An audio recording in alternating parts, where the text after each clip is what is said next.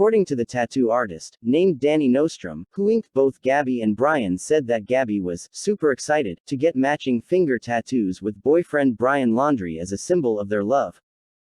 The bubbly, 22-year-old also talked animatedly about the fateful cross-country road trip the couple were planning and how they were working flat out to save for a van to live in during the epic journey.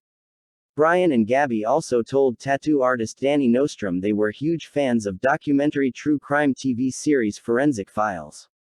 The couple got their tattoos on October 8 last year, several months before setting off in Gabby's 2012 white Ford Transit van for a trip that took them to Utah and Wyoming from the home they shared with Laundrie's parents in North Port, Florida. Danny said Brian had only one existing tattoo that he could see, which was 3 mountain peaks, with 3 X marks in them on his right hand. Danny went on to say that all they talked about was their relationship and how they planned on traveling, said the tattoo artist. They were super excited, very eager about their trip.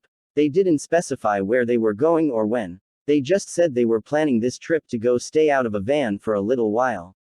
He was a little more standoffish, but we had a nice conversation anyway. He wasn't totally socially awkward or anything. He was just a little more quiet.